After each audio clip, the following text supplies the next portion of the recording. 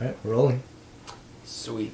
How do I start? How do I start this? 7 for 7, where we take 7 shots of tequila or one's liquor of choice and talk about our 7 favorite shots in movies, or just shots that we really find memorable or like a lot. This is not so much a shot glass as it is a lovely saucer, but you know. Can't have everything, am I right? Gonna need a better chaser maybe. First shot is from Alfred Hitchcock's Shadow of Doubt, 1943. Probably one of his more underrated masterpieces. The shot is probably one of the more iconic shots from the movie. It's where Charlie, like Joseph Kahn, he plays this guy Charlie, and he's with his family in San Francisco, and like they're sitting around for like a nice family dinner, and they invited all these old rich women over for dinner because like it's a well-off town. And you like at this point in the movie, you kind of realize that Uncle Charlie is he's a little weird. He's not exactly on the level as everyone says he is, and like he gets into this like really weird monologue about how he hates like rich widows. He's talking about how he hates like women who like inherit their husband's monies and just like spend all the money and don't actually like work for it, and how much he hates them. And it's just like this really slow zoom in, but it's like not like it doesn't start that far away, but it just gets like really close and like really close, like till you just see the face, and it's like zooming in on his profile where he's just like ranting about how much he just wants to kill these women. And then his what was it, his niece? Yeah, his niece, who's like the main character of the movie, she's like, but they're still people. Then he just turns and looks straight into the camera, and he's just like, are they?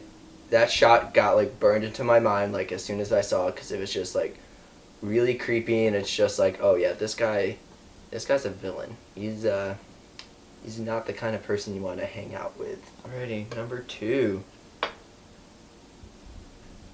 Probably maybe try not to rely on the water too much. Trying to get me drunk. It's hilarious. It's hilarious video content. Second shot of the day is from my favorite movie, The Graduate, and it's a scene kind of early on in the movie after the whole like, oh, Mrs. Robinson are trying to seduce me. Like it's after that, but it's still like at Mrs. Robinson's house, and she's trying to seduce Ben. She's like taking off her clothes, and Ben is feeling like really uncomfortable, and he tries to leave, and he like the camera kind of like follows him, and like it frames this. He like goes down the staircase, and like the camera frames the staircase like sort of in the middle of the frame, and he like goes down the stairs, but it like focuses still on him, like you can still see him at the bottom of the stairs, and Mrs. Robinson is like shouting to him off frame, and it's just like, Ben, could you get my purse before you leave? And he's just like, oh, I'll find it, like it's right down here. He's like, could you bring it up? And like the camera is like still rolling, like there's still a take going on, like, and you still just see Ben like way down at the bottom of the stairs, like shouting at Mrs. Robinson, having this conversation. And like the more they talk, he's just like slowly like making his way up the stairs, just like, I really don't want to give you this person, but you're asking me to, and like I don't want to, but it's like he still is walking up the stairs, so it's like, fuck. At that point, like in my just like movie watching days, like seeing a shot like that was just like really cool to me. So it's just like, oh wow, like he's just like way at the bottom of the stairs, and it's like this long take, and it's not like cutting to a close up of him, and it's just like him at the bottom of the stairs. Like for my young unknowledgeable mind of like how awesome movies could be and artistic, like that was really like that was the shot in The Graduate that like got my attention and made me like really pay attention to it a lot more, and it ended up being my favorite movie. So, and Hitchcock also had a thing for staircases, so I don't know, put stairs in your movies, I'll probably like it. Don't mind me just drinking out of a hot fresh boot right now. I probably don't look at the camera enough, but like I'm just really shy. Welcome to my living room. This is my ride. It's my race car. Big 3, my lord. Fuck. Alright, Reed did a shot from Star Wars in his 7 for 7. I'm also going to do a shot from Star Wars, but not from New Hope. It's going to be from Empire Strikes Back. I suppose it's another cliche, but like fuck it, I think it's a great shot when Luke is finally in the carbon freezing chamber and he confronts Darth Vader and he's just like, the Force is with you, young Skywalker, but you're not a Jedi yet. Then it just like cuts to a kind of like, I guess like a long shot. Yeah, that's a term. Like cuts to like a long shot of just like their silhouettes, like Luke and Vader, and it's just like blue in the background and like they're all black, and then they draw their lightsabers and then they like cross their lightsabers like they're about to duel, and it looks so fucking cool because it's just like, man, this is what like a whole movie, the like first one and then like 2/3 of this one has been like building up to, and just like no matter like how distracted or annoying I was as a kid or just like how many times I watched The Empire Strikes Back, like every single time I just like knew like just shit was about to go down in this duel. Like Star Wars is great. People who think that the prequel lightsaber battles are where it's at because they're super choreographed are fucking dumb. I don't know who in Hollywood decided to make Forrest Whitaker a thing again. Everyone's just like, oh man, like Forrest Whitaker. Like he's cool, I guess. It's like, yeah, I guess. Number 4 is a shot in Wake and Fright. It is a Australian film from 1971. Yeah, 1971. So John Grant, which is played by Gary Bond. So John Grant, he just went on this kangaroo hunt with Donald Pleasance and like these two like beefy like meaty Australian guys. They just went on a kangaroo hunt. They like sold their kangaroo carcasses, and like it's like this framed shot of like Donald Pleasance. He's just like, everyone is drunk, and like me a little bit, I don't know. So Donald Pleasance is just like, he's got this like bottle of beer or like some liquor or whatever, and he's just like going on this monologue about like civilization, and like it's just like just like civilization being civilization, like what humanity is, and he is just like in the context of like, did you see that? Did you see that shot? It's like slowly sliding forward. Donald Pleasance is going on this monologue about Socrates, because like, you know, Socrates was this great thinker and like is like, I suppose what humanity should strive for is just like critical thinking and intelligence. And then like he's talking about Socrates. Meanwhile, they just like went on this brutal kangaroo hunt. He's drunk, and there are two guys like in the background while this shot is going on.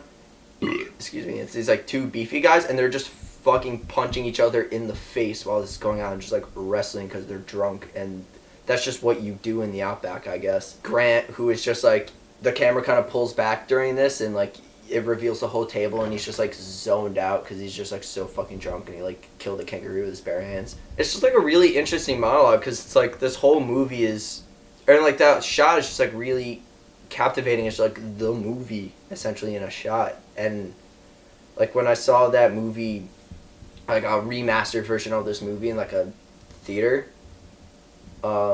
it's like that is the one scene, like the one shot I will just always remember. How humane is humanity? Socrates, like that guy was so smart, the Greeks like killed him, and that's not what you want to do to smart people.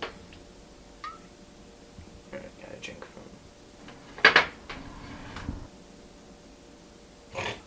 Oh, god damn it! Here's the 5. Shit. All right, so number 5. It's a girl walks home alone at night, and it's a scene where the main guy, what's his name? Arash. Arash goes to a party and like he takes ecstasy and like he gets fucked up and just like is wandering the street, like doesn't know what the fuck is going on. And then he runs into like the girl. Turns out she has a dope vinyl collection, and she has a vinyl of a White Lies album, and the song Death by White Lies starts playing.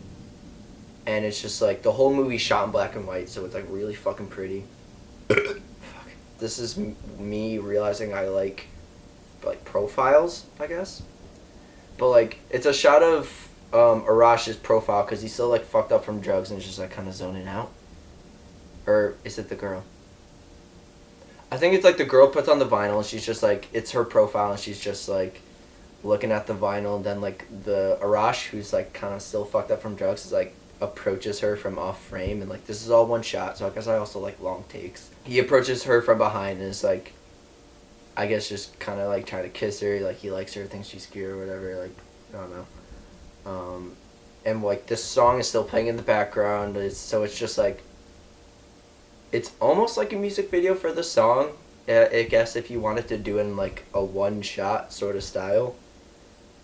Because like when I first watched this movie, I was just like, I love this song, like this is the kind of music I will listen to, so I like Shazammed it and I'm like, oh, it's called Death, and like this is a scene where a vampire might kill someone, like that's really brilliant. There's like a lot going on. There's like a sexual dynamic going on, and there's like a really tense, like scary dynamic, and it's like still in one shot, and there's just like all this really just like slow movement with the characters, and it's just like it matches with the song so well. My boy Josh Ropey put it really, really accurately when he described this shot as like anything. I would have been okay with anything that happened in this scene. Like if this guy fucking died and he wasn't in the rest of the movie, like I would have been okay with that. Like if they like fucked on the floor, that would have been sweet. Like that, I'm okay with that. There's a lot of tequila.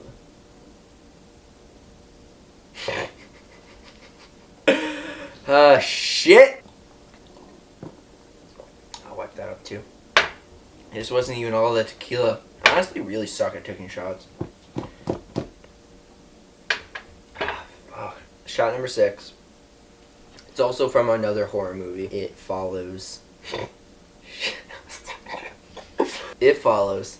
2014, I guess 2015, I don't know. When I was trying to think of the shots to do for this, like I wasn't sure if I wanted to do It Follows almost, because it's like, it's a movie that it's a very self-reflexive horror genre movie, because it borrows and homages so much from like past horror movies of like the 70s and 80s, like especially, but like very much is its own thing, and it's very like feels really fresh and new. The shot I'm gonna say is, what's the dude that like they have sex in the hospital room? You know who I'm talking about? Yeah, though? I can't remember his name now though. So that Greg's Lake House, like I said, Jay is like sitting on this beach chair, and you can see like way in the background like this figure kind of approaching.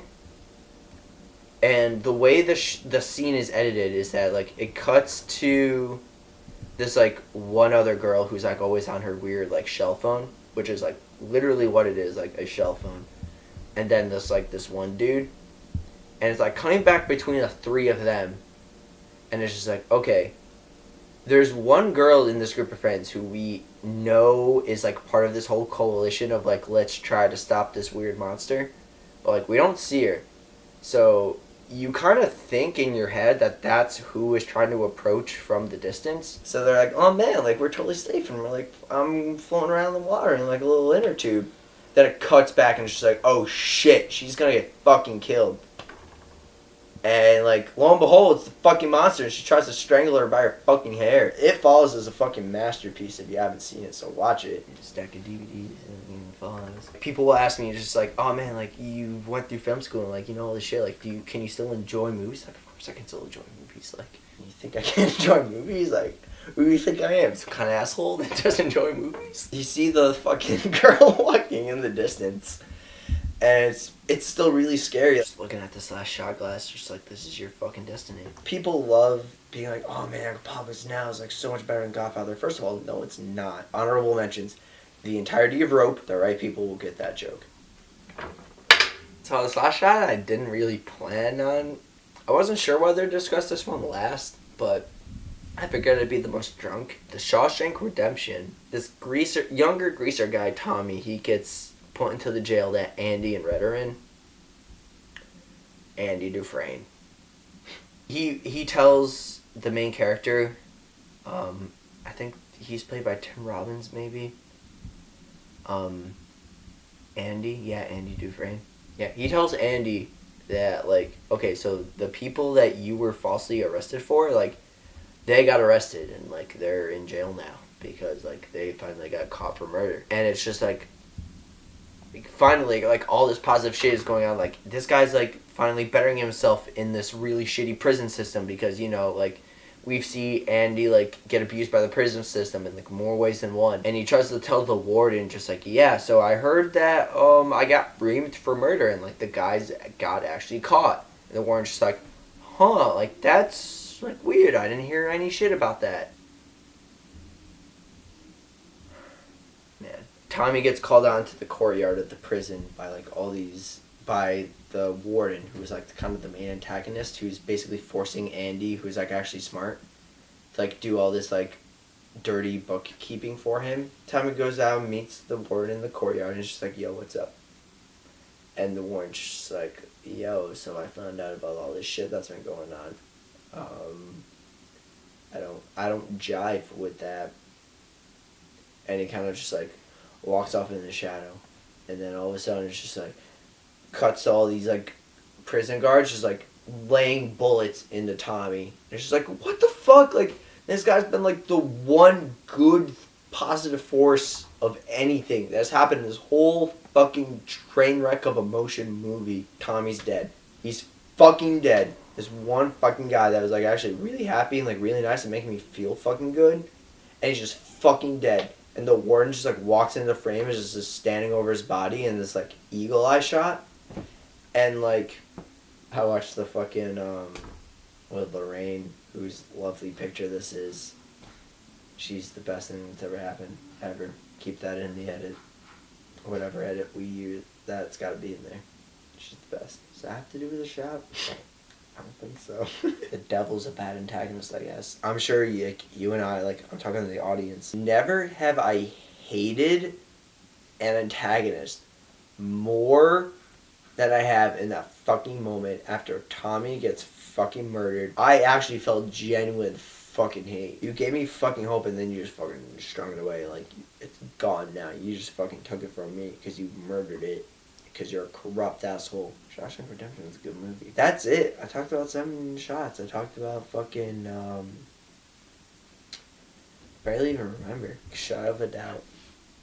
Graduate. Shadow of a Doubt. The Graduate. Holy shit. Oh shit. I'm so sorry. That'd be really quick. Return. Oh my god.